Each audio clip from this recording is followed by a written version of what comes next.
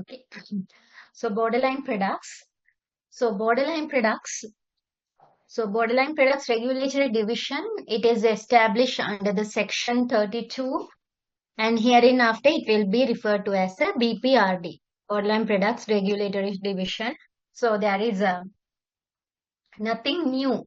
It's the same four parts, and the four parts is about the regulatory division establishments, and about their regulation, the members, ex officio members, and what are the offenses, and finally chapter 4 is about the registration, right?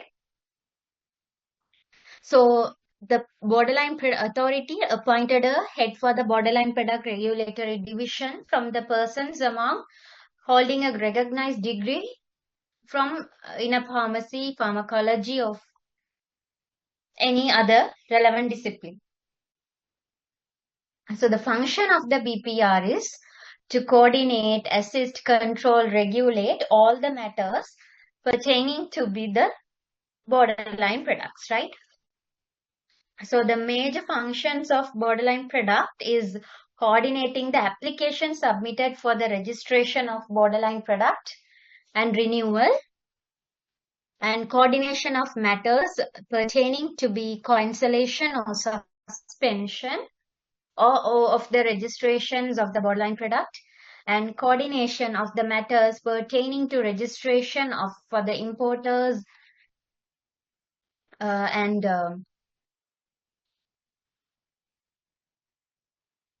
distributors of the borderline products, and coordination of issues of issuing the license under the section, and the provisions of administrative assistance to the borderline product evaluation committee, right, appointed under 89 of this act. So borderline product evaluation. So borderline product evaluation committee. So there shall be appointed for the purpose of this act a committee which shall be known to be the borderline product evaluation committee. And the principal functions of borderline product evaluation committee is to carry out technical evaluation of the borderline products, right? And forwarded for the registration and submit a report in respect thereof to the authority. So the report shall specify the benefits, risks attached to the borderline product, and the efficacy, quality, safety, need, and cost, right? With the pharmacoeconomic analysis, we are necessary in keeping with the national medicine policy. So constitution, it shall consist of the following persons, right? So the ex officio members, the head of the borderline product regulatory division, right? He will be functioning as the chairman and head of the NMQAL and government analyst or his nominee. So the nominated members, just like that, professor or senior lecturer in Department of Pharmacology, professor or senior in Department of Pharmacy, pharmacist from the authority. And remember, this is a borderline product. So there can be any infant milk powder, pregnant mother's milk powder, the elderly people milk powder, or muscle gaining. There are so many nutraceuticals, right? So therefore, a nutritionist from the Ministry of Health or nominated by the Director General Health Services and the Director of SLSI and Director of Industrial Technology Institute, ITI, and representative from the consumer affairs, because these are borderline product. These can be sold in a pharmacy or non-pharmacy shop. So it's sometimes coming under the classification of consumer products, right?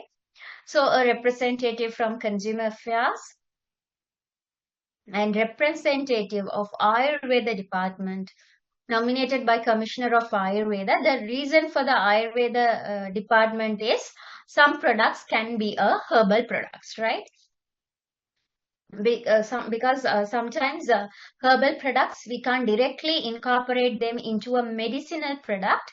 So therefore, maybe anything that is not suitable to be added to cosmetic or a medicinal kind of a herbal product, yes, we can go for a borderline product, right? So the quorum of meeting shall be 5 members. And the term of office nominated shall be 3 years, and they are eligible for the reappointment, right? So the authority shall appoint a panel of experts comprising of eminent professionals specialized in borderline products, and the authority may, where necessary, appoint additional members to the borderline product evaluation committee from the panel of experts depending on the subject matter deal with the BPEC. And the members appointed under the subsection shall be present at the meetings for which their presence is required, and they have no voting rights.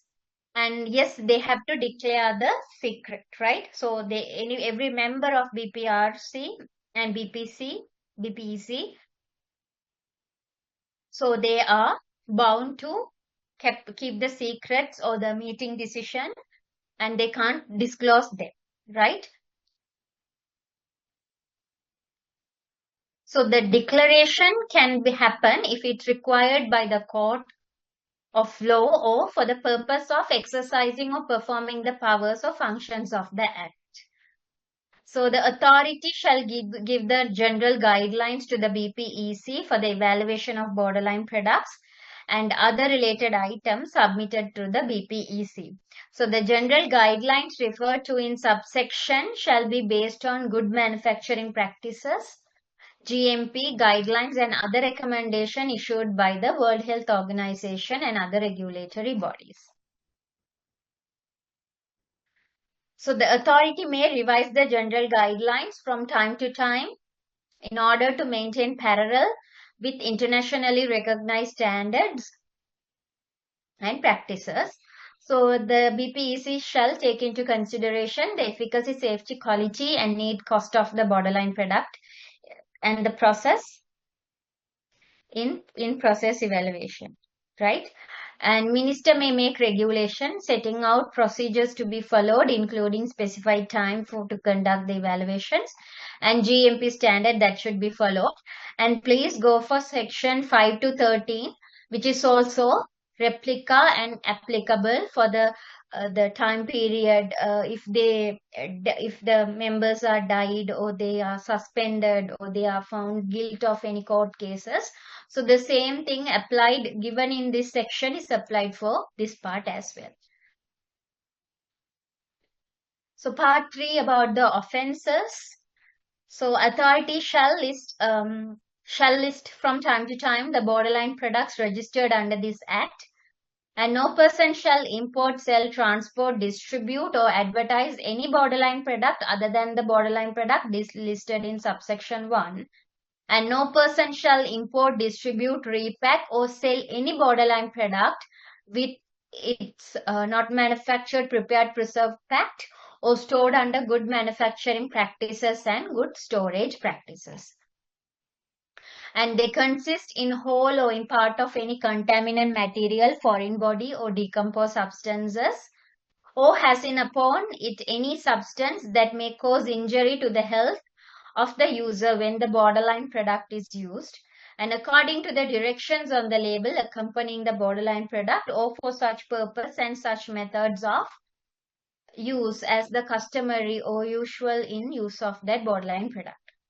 And same, like no person shall label, pack, treat, process, transport, distribute, sell, exhibit, advertise in a false, misleading, deceptive, or likely to create any erroneous impressions regarding its efficacy, safety, quality, and composition. So if the GMP or GSP, good storage practices, are not followed, they can't manufacture. So where the standard is already prescribed, no person shall pack, distribute, sell, which did not conform to the standard or in a manner likely be to mistaken. Alright? And no person shall advertise or promote, distribute borderline product without prior written approval. And no person shall advertise, promote, or borderline product to the public as a treatment, prevention, cure for any prescribed disease, disorders, or abnormal physical states. So no person shall, without prior approval of the authority, import, sell, distribute any borderline product to general public as a treatment, prevention, cure, or any prescribed diseases or abnormal physical states, right? And no person shall, other than the persons may be prescribed by regulation, shall obtain and have in their possession any prohibited borderline product which does not say for general use, and any person who contravenes any of the provisions specified in this part of this act commits an offense, right? So registration, it's the same, right? So no person shall manufacture, import any borderline product without registering, right? And obtaining license. So no one can store, assemble, repack, distribute, transport, sell without obtaining license from that purpose. And any person who contravenes the provision specified in this 1 and 2 commits an offense, right? And any person who wishes to import, sell, manufacture, prepare, distribute any borderline product, make an application for the registration of that borderline product, and the application shall be accompanied by the prescribed particulars, the sample of the borderline products, and the prescribed fee. So the authority shall maintain a register where the application received for the registration and licensing of the borderline product shall be recorded, and the particulars to be entered in such register shall be as prescribed, and the authority shall, upon receipt of an application, submit the application together with a sample of the borderline products and all particulars available, right? So to the BPEC, they are the evaluation of application and the borderline product, considering the need, whether the available efficacious, safety, quality, need, and cost will be evaluated, and the borderline product sample will be given to the NMQAL for the testing of to check the quality of the product. So authority will in written inform the applicant, right? And whether they have received the application. And minister make regulation for the procedures to be followed by the BPEC and NMQAL, and specify the time limits for conducting the test and the manners where BPEC conducts its meeting and procedures, right? And the matters which should be included in the reports. An authority may require the BPEC and the NMQL to finalize the testing or the evaluation within a specified time period, considering the urgency of the borderline product for the national health. And BPEC and NMQAL shall within time limits specified submit their reports to the authority unless there are compelling reasons for any delay.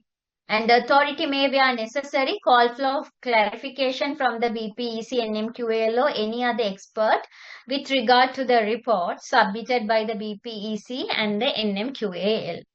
And the authority may, taking into consideration the report submitted by the BPEC, NMQAL and all other relevant factors, register the borderline product or refuse the registration within the stipulated time period. So these all are same, right? So where the authority registered a borderline product, that will be informed to the applicant in writing, and that will be informed to the general public by publishing it in the Gazette. And where again the authority refuses for the registration of the borderline product, that will be informed to the applicant, and also it will be published in the report. Remember, if something refuses, right? If there is a refusal for the application, the applicant have a right to re-appeal, right? So they can appeal. Okay, I find my product as a good product. So why the authority have refused it? So authority then, with the details and the reports given from the BPEC, they can submit give the explanation to the applicant. Okay, your product failed in the biowaiver test or disintegration test, or it contains some wild plant, so that is not approved in Sri Lanka. Likewise, they can give in writing the reasons for the rejection. So not only for the borderline product, for medicine, medical devices, for anything, if it got refused or rejected, the applicant have the right to appeal for that, and it is NMRA's responsibility to give the explanation why it has got rejected, right? And then he has to uh, then maybe he has no authority to reappeal or something, right? So that's the usual case. Again, the provisions of section 63 to 65 about issuing the certificate, issuing the license, and renewal of registration and license, and cancellation or suspension of registration or license is the same, right?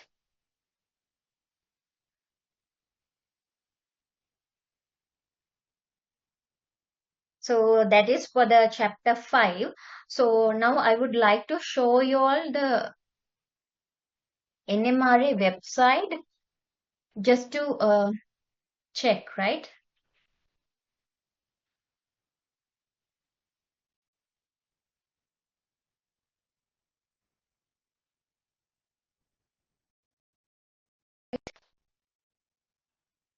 So this is so medicine, medical device, borderline product manufacturing, cosmetic, controlled substances, pharmacy, clinical trials. So let me go for into the medicines, right? So how to register your product, right? Step 1, step 2, whatever be given in the act is available, right? They have actually modified this website into a greater standards, right?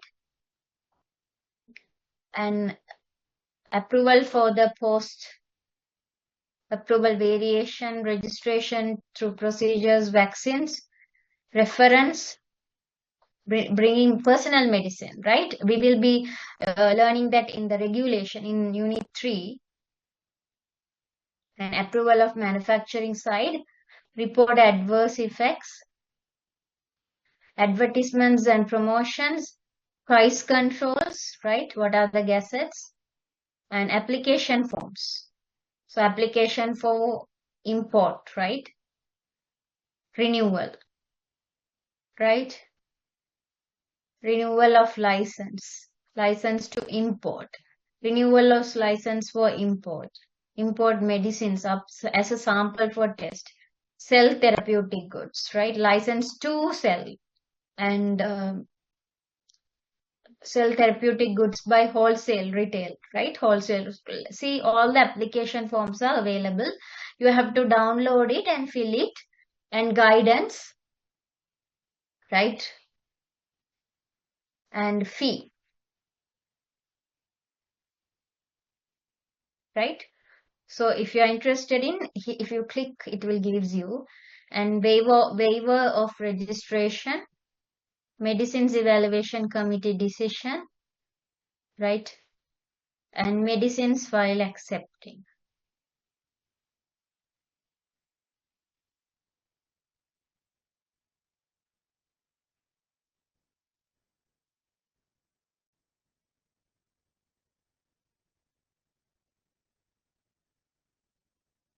Uh,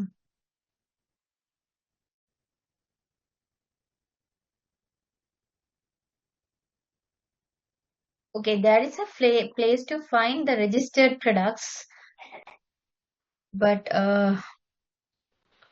unfortunately I couldn't. So this is for the pharmacy. So pharmacists, if you want to register your pharmacy, so list of registered wholesale and establishment. So if you click this document, all the registered pharmacy, retail and wholesale in Sri Lanka will be with license will get downloaded, right? And status and location of approval guidelines. So GPP, I will do it as a separate chapter, right? A separate module, good pharmacy practice. That is, you all should know. And good distribution, good storage, and community pharmacy practice. So the first module and the fourth one, it is a separate chapter like pharmaceutics, forensic pharmacy, and communication skill. But the first and fourth is more than enough for you, right? And storage practices, as a pharmacist, you should know few storage practices. and the application. Retail renewal, wholesale renewal, changes, right? And the fee. So with effective from first, right? So you can see currently if you're getting a wholesale license, it's $60, right? With VAT and everything, total 23,783 rupees you have to pay for a wholesale license. If you are getting a retail license, it's 17,000. So remember, this is for only 1 year. So this is effective from 1st of May 2025 to 31st of May 2025, which means for this month, right? So this is the selling rate and buying rate of dollar, right? And if you are transport license or anything, these are the prices, right? So you can see this is how the fee is being collected, right? And other than that, controlled substances are there, narcotic drugs, psychotropic substances, right? And one more thing you should know it's about is the pharmacovigilance, ADR. So what are ADR, suspected ADR, how to report, and importance reporting and guidelines, right? So anything you requested, you can just check, right? Oh, sorry. If you go to the home page, there you will find the NMRA registered medicine, right? So this is the place where you can download it, right? And if you go to about us, you can get the NMRA app downloaded. And these are the board of members, the 13 people I mentioned when the NMRA started, right? So he is the chairman and he is the CEO and because he is Director General Health Services, maybe he is also appointed as a CEO and Director General Health Services. And yeah, I guess I showed this one, right? So remember, so you can get all the information related to the regulatory and all, right? So that's up to now. So yeah, there are chapter 6, 7, and I guess there is one more 8 chapter. So they are small, right? So we will be doing them and we'll finish it, right? By next class.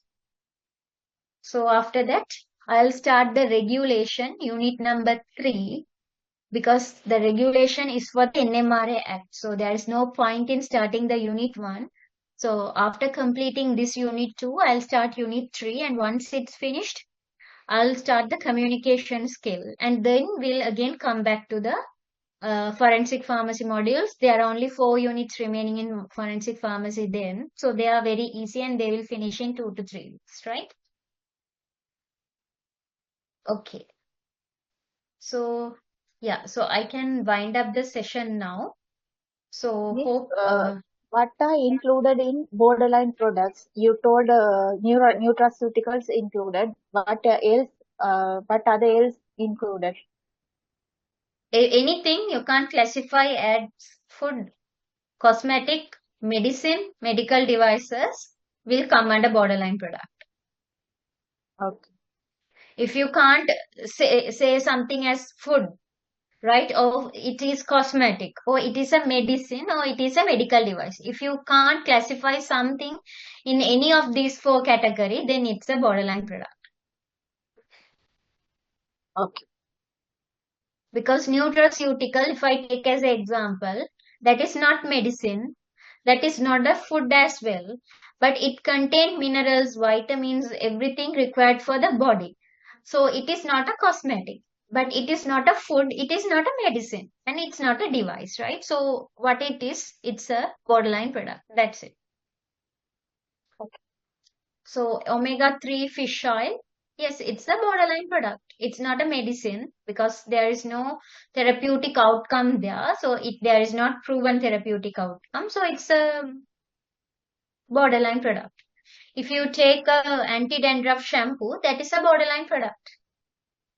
So borderline products is anything you can't classify under these four categories is a borderline product.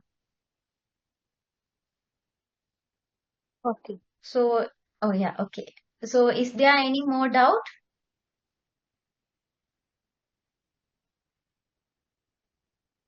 Is there any other doubt? So if you don't have any doubt, yeah, I can wind up the session, right?